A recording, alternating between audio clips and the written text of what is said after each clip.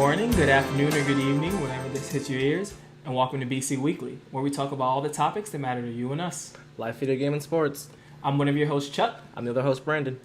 And remember, you can find BC Weekly wherever you find your podcast, whether it be YouTube, SoundCloud, or iTunes, you can find us. So, let's dive right in. Brandon, how was your day, sir?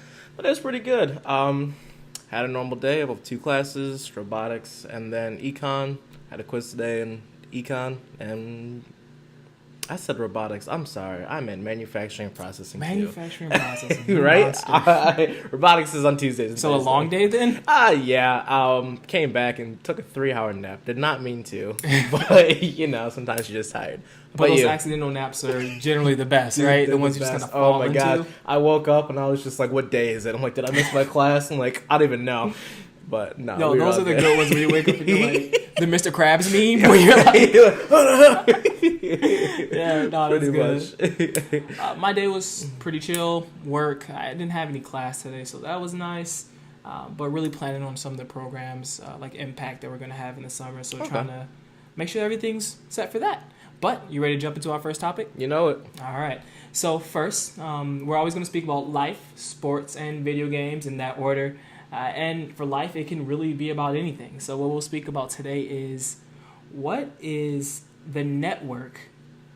So whether it be Cartoon Network, Disney Channel, Nickelodeon, maybe Nick at Night, Adult Swim, Toonami, whatever. Cool. What network do you think meant the most to you, either now or as a child? Either one. Which one resonates with you the most? If I'm going to say as a child, then obviously you have to go with Toonami. Like, Toonami was the ish. Like, that's literally why they brought it back. I mean, it's on Adult Swim right now, and they brought it back because everyone loved Toonami. Tom is a great person. You even had character development. Like, you remember when he was like tiny and whatnot? Like, Tom used to be like this short, like, blue man, and like, I can vaguely remember it because I was a kid, but like, he went through the ship because something was like invading the ship, some like red ooze or something, and like I remember him like getting sucked in the red ooze, and then he comes back and he's like taller and like more mature, and we're like, oh snap, what happened to Tom? And like, I'm sure I gotta find it, like, because I actually haven't looked into it, but that's what I remember as a kid. Tom is the host of Toonami, in case you didn't know.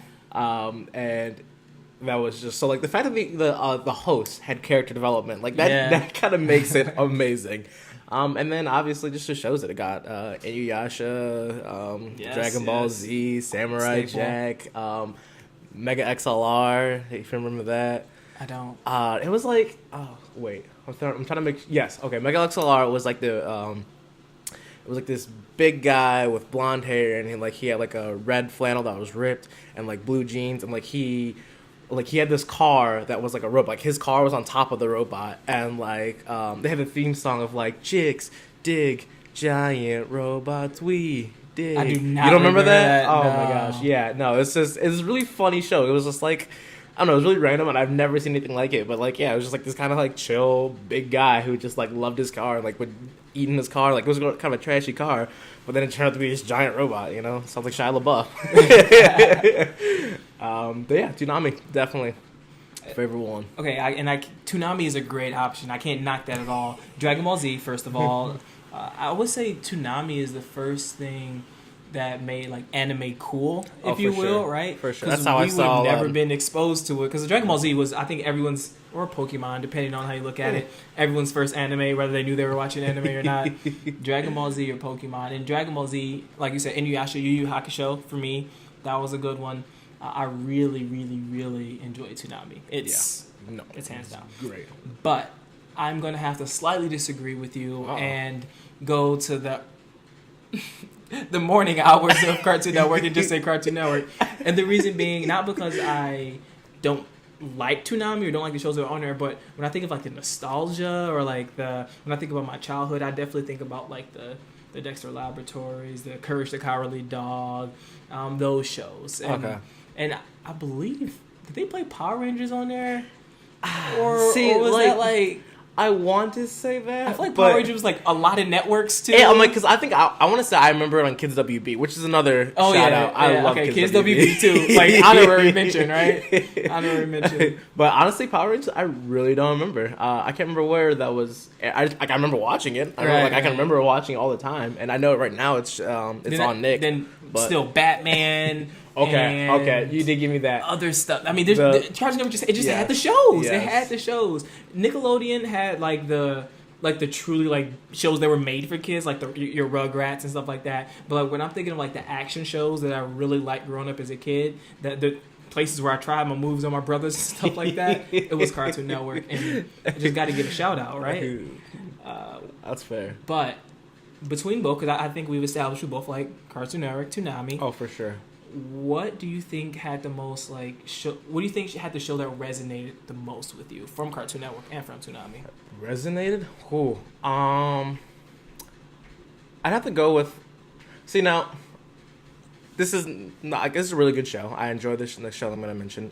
It's not my favorite, but because it's resonating and I'm thinking about it, Codename Kid Next Door.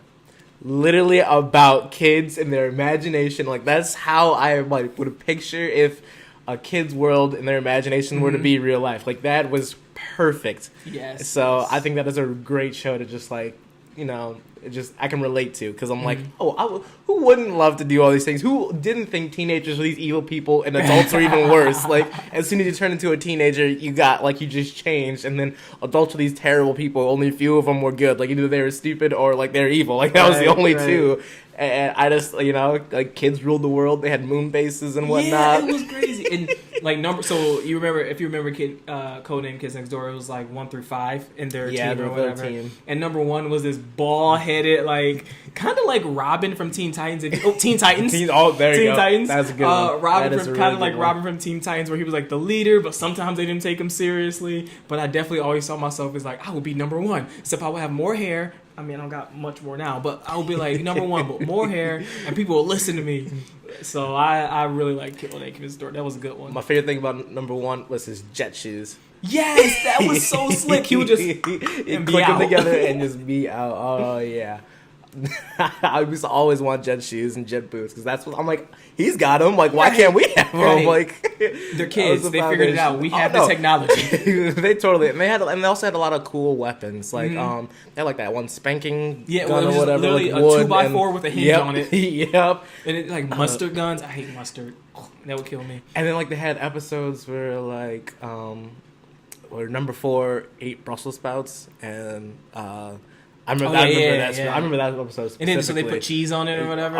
No, they like shrunk themselves and like they went in and got the Brussels sprouts. I'm thinking of a Powerpuff Girls episode where they wouldn't eat broccoli until they put cheese on it. Oh. And then they went through and destroyed all the monsters because they couldn't, because every time they would hit it, it would grow another broccoli. So they put cheese on it and eat it. I do, man. See, I'm merging cartoons now, but because they're good. They are good. They are really good. No, I completely forgot about that Powerpuff episode. I remember it. So I remember watching it. I'm like, dude, they just ate so much broccoli. Yes. And actually, what's really funny is when I was a kid, I would only eat broccoli and cheese. I would never eat broccoli by itself, broccoli and cheese. And I don't know if it's because of that episode or because my mom made it so good, but I would only eat broccoli with cheese, and it was delicious. It was delicious.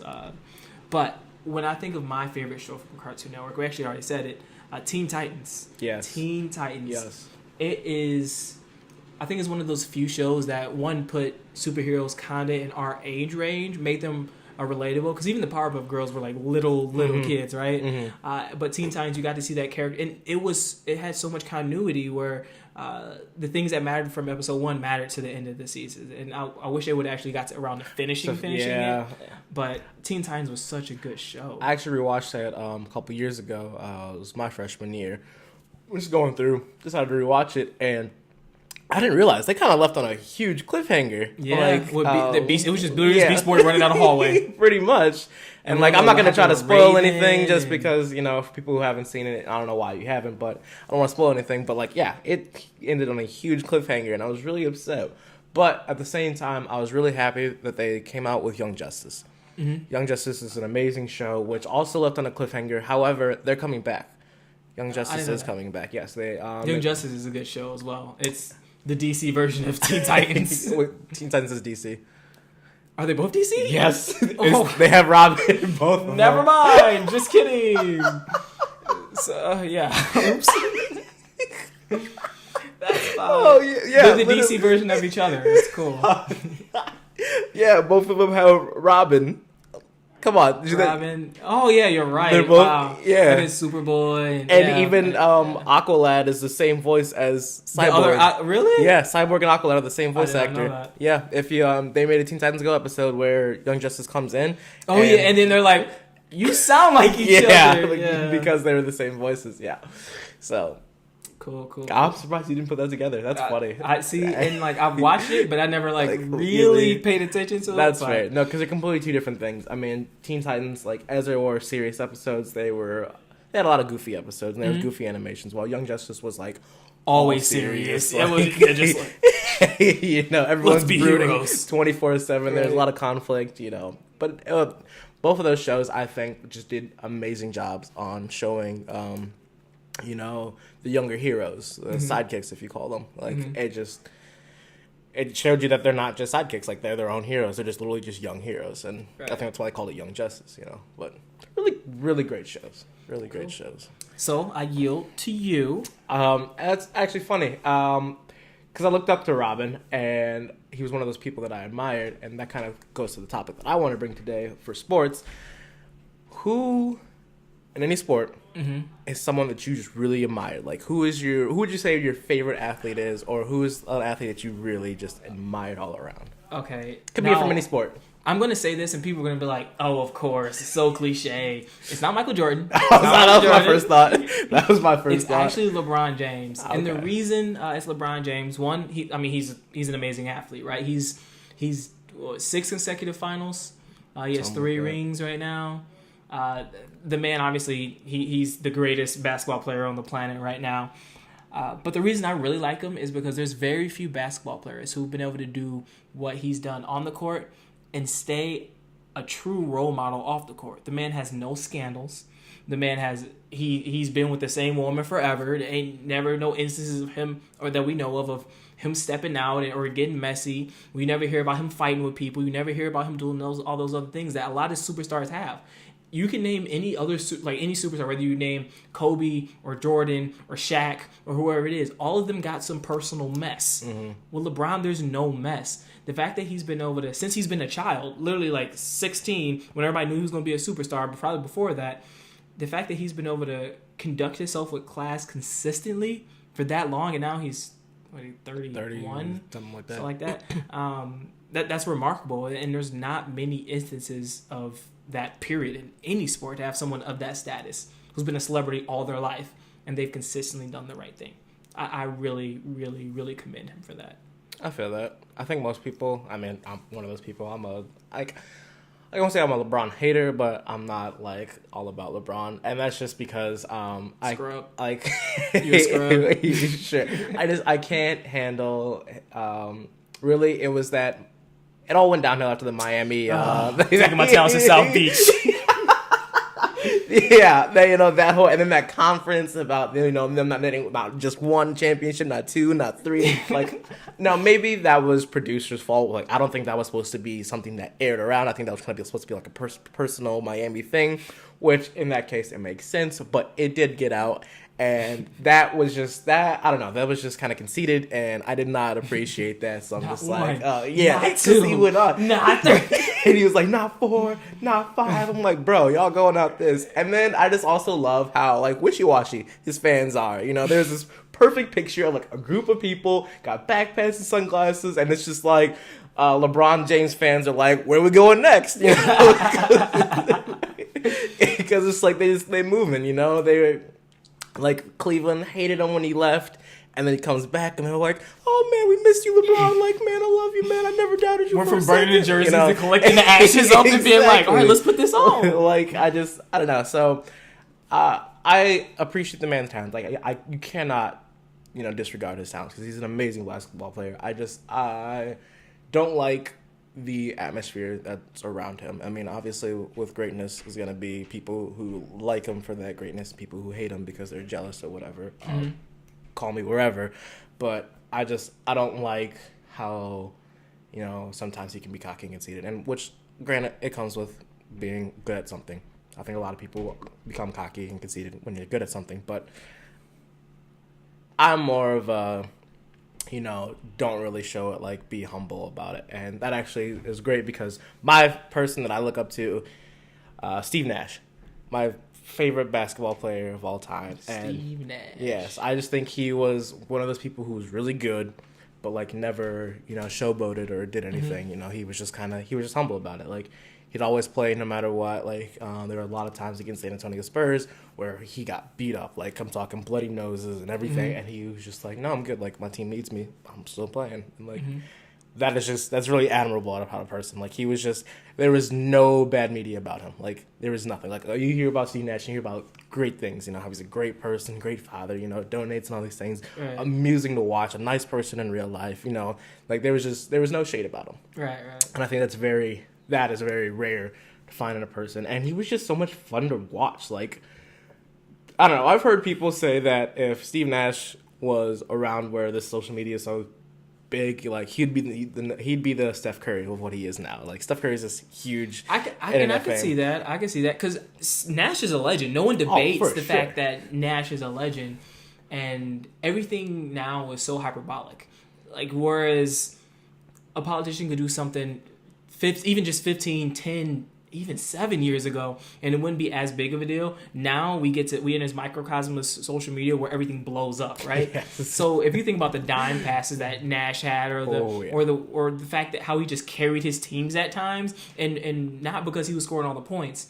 Oh yeah, people eat that up. And like I've watched compilations of him again because that's how it started. Like it was like this whole thread. I mean, I follow Nash on Twitter, and it was just thread. It was just like Nash is the old Curry of the day, and they just had this compilation of like him doing all these amazing things and like these behind the back passes and like through the legs, and like sometimes it was just ridiculous. Just like how do you have so much basketball knowledge and precision where you can just pinpoint these passes to these people, and like their team, like they have to be also linked up with Nash because you have to be expecting it. Like these people are running full speed. Oh yeah, you're right. And like they're not expecting it. Like you're gonna get the ball when you're not expecting it. And whipped in your face or something like that. I feel you. And like you see these people and he's just doing these passes and they're just right on cue. Like boom, thanks. Here's the easy 2 points. Right. So and so going back to LeBron, another reason that I think he really stands out amongst other athletes in general to me is. He's not just good at what he does, he's the best. He's literally the best. And people always will have the argument of, even after LeBron retires, is LeBron or Jordan better? Well, at the same age, they have the same amount of rings. Bron has, I think, same amount of rings, same amount of MVPs. Bron has more points, more this, more whatever. But some people just view Jordan as the GOAT because he is Jordan. And no matter what, Jordan will be the GOAT. And I respect that. I think he was the first one to ever really be raised to that status, and I think LeBron's the first person to truly challenge, because although Kobe got the rings, everything like that, Kobe wasn't the player that Jordan was. Kobe was a great player. Kobe was Black Mamba, but you can argue that depending on how you look at the league, he might not have even been the best player the NBA is sometimes, because when him and Jordan were in at the same time, you would say Jordan's better. You could argue that Tim Duncan was more consistent, better, led his team more effectively than Kobe did. And when you think about an actual team player, and basketball is definitely a team sport, even though it's one of those sports one person can definitely take over, Tim Duncan was definitely able to facilitate and lead his team better than I think Kobe was. Because Kobe used to always do this thing where he would go like this, and all that meant was get out the way, give me the ball, get out the way, I'm going in. And it was funny because there was a video of LeBron making fun of him about that when it was playing. Of course. But LeBron consistently does it. He's gone to the finals 6 years in a row. Who's doing that? The man is literally a walking dynasty. If you have LeBron on your team, you're going to the finals. He switched over teams, and that year they went to the finals. When he went to now granted the Heat was loaded. D-Wade, Bosh and them, and I mean Chalmers wasn't bad and whatever. But wherever the man's at, people pretty much assume that's going to be a finals contender, and that's wild. That's fair. Wild. That's fair. So that actually leads me to another question I have. What made you become a fan of LeBron? Like, what made you think that he was this person to look up to and whatnot? Well, for me, I truly am a fan of greatness, and so it's not so much that his stat line or he did this or did that. I truly am a fan of the greats, and so kind of like what you were saying about You saying the picture of the fans like with Oh, the backpack okay. on, like Yeah. where are we going next for LeBron? Like I'm definitely not that, but I think of when Jordan was playing, right? When Jordan was playing in the league, even if you weren't from Chicago, you were a Jordan fan because it's Jordan. It was Yeah. Michael Jordan, and be able to see greatness in action like that. I remember the only time I ever got to see Jordan play was when he was playing the Wizards, and everybody's like, "That's not real Jordan. Don't count that." And the reality is that we're getting to see a Michael Jordan caliber player play right now, and I think that's amazing because there may not be a player like directly after LeBron that's like that. So that's why I'm a LeBron fan in essence. That's fair. Yeah. Yeah. See, your reason's a lot better than mine. Like, my reason for liking Steve Nash is, and like, this is gonna sound really just like simple compared to yours, but me and my brother Steven, we were playing 2K, and like, this is the first time like I'd ever played 2K in my life. Like, he'd been playing 2K for a while. This is the first time I ever played, and you know, my young self. This is like 2K7, maybe. Wow. Yeah. Throwback. It's like might be actually 2K7 or 2K5, one of those. Wasn't 2K6, I know that for a fact, but it was either 2K7 or 2K5. And either way, I was just like, I just want to shoot threes. You know, young person, just everyone's all about the threes. I was about the threes. So I was like, Steve, who's a good team that can shoot threes? And he's like, I don't know, Phoenix. Steve Nash is a really good 3-point shooter. And so I'm like, okay, so, you know, Steve Nash is a point guard, so he's the person who has the ball first. And so I'm just running to the 3-point line and shooting, and he's making them. I was like, oh my God. And so like, I broke this game. and so I'm just like, I'm making this. I mean, obviously he still won because he plays the game, and I was literally just shooting threes. Like, I'd be at the rim, nope, still passing it back to Steve so he can shoot the three. So, you know, I just laughed at that, and then like I kind of I looked more into Steve Nash, and then he honestly just looks like my brother Steven. So Steve Nash does? Yeah. White Steve Nash looks like your black brother Steven? Well, he's not. We're not related by blood. Oh, I didn't know that. Yeah, yes. I did not know that. Yes. Okay. Marcus is related to We're me. learning things together. We're learning things Yeah, together. Marcus is I guess I've related to never seen blood, Steven and, before, have I? Yeah, no, he grew out his hair once, and he looks a lot like Steve. It's Really? kind of funny, yeah. Okay, and then my Steven also likes to play basketball a lot, and he's one of the best basketball players I've ever seen. And I always tell him, like, you know, you could have played in college, you could have played in, you know, all these things. And he's like, probably, but that would mean have to give up everything else. And he's like, I don't want to do that, because he's like, I like basketball as a, you know, Recreational. Exactly. I don't want to just spend all my time, you know, doing basketball because I don't have time for anything else. And I was like, fair enough. So, but I always thought he could make it big because he was just that good to me. Like, anytime he was playing, I'm like, I want him on my team. Like, so that's kind of like a reason. Like, it's like almost like I don't even like Steve Nash. I just think he's like my brother. So And I like my brother, so I guess I like Steve Nash. Exactly. So Okay. Fair enough. So let's transition one more time into our final topic of the day in video games.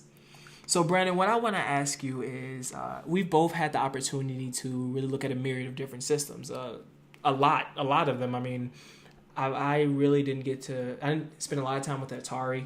I played it, but I didn't spend a lot of time with the Atari. Nor right? have I.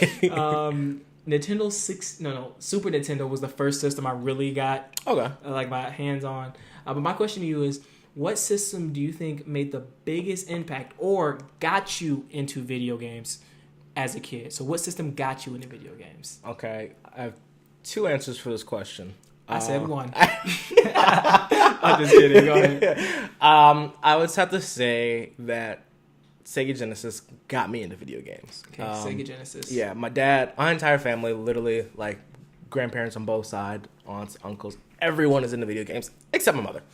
Like, my mom just, and She's not having it. She enjoys them. She just can't get into them. Like, I mean, we bought her a DS, and she plays Brain Age, and, you know, she'll play the occasional So she Mario, plays like the but, smartphone. yeah, of the pretty much. DS Like, games. you know, Okay. she played Smash with us a few times, and, you know, she loved Princess Peach, but she didn't like it. She was more of a, you know, she would join in if we played Mario Kart or Right, like racing or fishing. She loves fishing. Very games. recreational. Pretty much. Like, she just wasn't, you know, that was just her style. Everyone else, they play all types of games. So, like, this is one of my first memories. I couldn't even tell you what exactly we were doing, but my dad had a Sega Genesis, and we played we had multiple games. There were 3 games that I really enjoyed. There was this Punisher game on the Sega, really fun game. There was this Batman and Robin game, which was almost impossible. Like, no, actually, not almost. Literally impossible if you didn't have cheat codes. Like, you had to put in cheat codes to beat this game. They literally intentionally made the game so much harder back then because everything was super short. So they made them harder to make them last longer. I guess, that. But that was no. Like, because and then, like, the thing is, you want to beat the game, but the only problem with this Batman and Robin game is you're literally it's one button, or not, it's multiple buttons, but you're pressing A and you're throwing batarangs or whatever Robin throws. Mm-hmm. Like, that's it. Like, Robin you're literally just throwing them, and that's the entire game. And you're just kind of dodging around, but, like, there's so much stuff that's going on that you can't really dodge around everything. So, like, you had to put in a cheat code of, like, infinite lives and invulnerability, so you could literally just stand there and just throw. And, like, that's the entire game. Like, no matter what the level is, like, if you're flying, if you're walking, if you're driving a car or whatever, you're just throwing batarangs out. So, like, it wasn't like the most entertaining game, but, like, as a kid, I was like, yeah, it was like spending time with my dad. Like, this is great. And so, it wasn't one of my favorite games, but the Punisher game, and then the last one, X-Men 2 Clone Wars, great games. X2 was like, these were on the Genesis? Yes. Okay. You turn on the game in X-Men and you literally are thrown into the game. Like, you randomly pick the character between, like, I don't remember, 8 of them or so. You have Wolverine, Cyclops, Nightcrawler, Gambit, Psylocke. Original cast people. Beast. Psylocke, so. And then, like, you could unlock Magneto later in the game.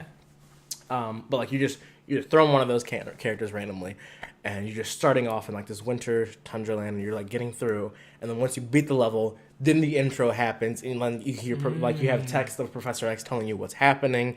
And long story short, it's just, like, there's these clones that you have to go fight, and, like, this giant monster, and, and actually, nothing about it. I've never actually read the text. I've beaten the game multiple times, but I've never read the text. So I got the premise of it, like, I got the gist, but don't really know exactly what's going on. But you're going through all these areas, and you're fighting so many bosses. You fight Apocalypse at one point. You fight Magneto. As you fight Magneto, he joins you. You fight some people I've never even seen before or heard of. Like, I couldn't even tell you who they were just because, like, I know, like, what they're doing. I can recognize the character if I saw them, but I don't know their names. But it was just really fun, and, like, you had to do all these things, or platforming. Sometimes you had, like, there were boss fights around every corner. It was a really hard game, but a lot of fun, and that was the game me and my dad would play all the time. And so it just it got me into video games, and also got me close with my dad, because, like, every Saturday morning we'd come down, we'd pick a game to beat, and, like, we'd try to beat it, or we'd fail, and, like, that would be our morning. It's like, we watch Saturday morning cartoons, and then we'd play these games until whenever. That's really cool. And it was just a lot of fun. So that's what got me into video games. Now, I have to say the most impactful would be either the GameCube or the PlayStation 2. I didn't ask that. I said what got you into it. I thought you said impactful. Yeah, but... Oh, okay. Okay, actually... I might have said that. Continue. Well, I mean, I was just saying it anyway. Yes, I think the GameCube and the PlayStation 2 were the most impactful on my, like, gaming. They were... Development? Yes. I was going to say career, but I don't really have a career in gaming, so development's perfect. GameCube, you had your Smash Bros., your Super Mario Bros. Sunshine. I don't know if you've ever played the F-Zero game. That's what it's called. A lot of fun. It just had a lot of great games. Sonic, that's what I got huge into Sonic games about. Adventure Battle 2? Yes. Yeah. I played them on the Sega, obviously. But Adventure Battle 2, I think that was like the seminal Sonic game for that generation. Oh, for sure. In my opinion, at least, that was a great game. And so you have that. And then PlayStation 2, Jak and Daxter, Ratchet and Clank, these are all great games. So really, you're just going to pick multiple systems and just negate the question entirely. That's cool. I'm just saying, like, those are the games that, like confirmed, yeah, video games are great. Like, this is, like, if I were to think about systems that I enjoyed the most, it would be those two systems. And that's what I'm saying, they were the most impactful. Like, yes, Sega got me into playing video games, but those two systems were the ones that, if I had to pick, I'd say PlayStation 2 over GameCube, but those are the two that really just made me want to be a gamer. Cool. So that's why I had 2 questions. For me, when I think of like nostalgia of what like really got me into the gaming, it actually was my dad. Now, let me say this as a disclaimer. Now my dad hates video games. He hates them. Hates them with a passion. Thinks they're a waste of money, a waste of time. You could be doing anything else. And I think it's because he saw me and my brothers playing video games as a kid and was like, why aren't you XYZ, whatever feeling is, and playing video games? And actually, he's the one who got us into them, so it's kind of his fault. Full circle. Right. But the system that really got me into it was... I would say, and again, this is the nostalgia factor, not necessarily the first thing I played, but Nintendo 64. Because I think those were the first times I was actually truly immersed in the video game world. So thinking about GoldenEye, me playing with my cousins, and me and my cousins going around trying to get each other with the Moonraker laser, and like the pew pew pew, and that like pyramid place, and we could play with all 4 of us. Like that was so fun. And going over to my cousin D house, and I was playing Pokemon Stadium, and us trying to figure out like, oh, well, this is it. Because they always gave you janky moves on Pokemon Stadium, too. They did. So you have a really good Pokemon with terrible moves. And so you would be like, how do I make this work? So it got to the point where you would memorize what Pokemon had what moves to know things like that. So that was really fun. Or Banjo and Kazooie. I don't know if you ever played that. I've heard of it and played it for like a hot second, but never like really deep into it. But I know about it. Okay, that was high praise. It was really good for me at the time. Me and my cousin Jasmine used to play that I don't know if we actually ended up beating it or not, but I remember we were trying to get all those musical notes and beat the witch or whatever it was. I just have a lot of childhood memories with my cousins, extended family, and even playing with my dad and just playing on Nintendo 64. And I definitely played systems before that, so I played Sega Genesis as well. My cousins on my other side had it. Played Super Nintendo. My dad had that, so we had Mortal Kombat, stuff like that. But Nintendo 64 were like, that's just where the memories are. And then if I'm gonna be like you, and PlayStation 1. Obviously, I enjoyed PlayStation 1. Didn't play that many games on it. That's why I got into Crash Bandicoot, though. Yes, and me and my cousins played that as well. And then the entire series of Marvel vs. Capcom. It started off with Marvel Superheroes. You know, my family being a huge Marvel nerds that we are, we got into... My dad bought Marvel Superheroes, then he bought X-Men vs. Street Fighter, and then later on, that series made the Marvel vs. Capcom games that are really popular. So I played the original ones, and I love those games. And that's kind of what got me to fighting games. But continue. I mean, that was that was really, I think, the system that made it. I don't want to say real for me, but it showed me how video games can bring people together, and I think that's the reason I have such fond memories of Nintendo 64. But yeah, PlayStation 1, good stuff on there. PlayStation 2, I would really agree as well that I think that's when video games started to become mainstream. When PlayStation 2, because PlayStation 2 said over 100 million units. Also, they have a lot of games. It's because that cycle was so long. Mm-hmm. Technically, PlayStation 3 cycle was longer, I believe, but the PlayStation 2 cycle was so long, and they just was throwing out games for everything. Any movie that came out, there's a game attached. Any TV show that came out, there's a game attached. Hey, you told a really good story, there's a game for it. So it was a time where they were throwing games and just trying to see what would stick, right? Mm-hmm. So, anything else for our audience? No, I think it was a good cover. You know, I enjoyed this conversation. A lot about nostalgia. Now you make me see. This is what people are like. Man, I miss the '90s. Those, right? Those nostalgia kids, and I can't really say I miss the '90s because I only experienced half of it being born in '95. Oh yeah, fake. One of the fake '90s kids. You didn't experience half because you don't remember when you were 1, 2, or 3. Okay, so really, you know, like 98, 99. Really, 99? Okay, all right. I'm just fake '90s kids trying to claim us. I was born in 93. I'm a real one. I'm a real one over here. I feel like 90s kids, people born in the 80s and had their adolescence throughout the 90s. I feel like that's what a 90s kid actually means, but at this point we're just arguing semantics. Anyway, thank you so much for joining us for our first episode of BC Weekly. I got to learn a little bit about this guy. He got to learn a little bit about me, and you all got to learn a little bit about us. If you have any questions, comments, concerns, ways we can improve, or things you want to hear about, feel free to leave them in the comments below. Please do. Or you can email us at bcweeklypodcast@gmail.com. and it's spelled exactly like it sounds. So we'll see you next week, and have a safe and beautiful day.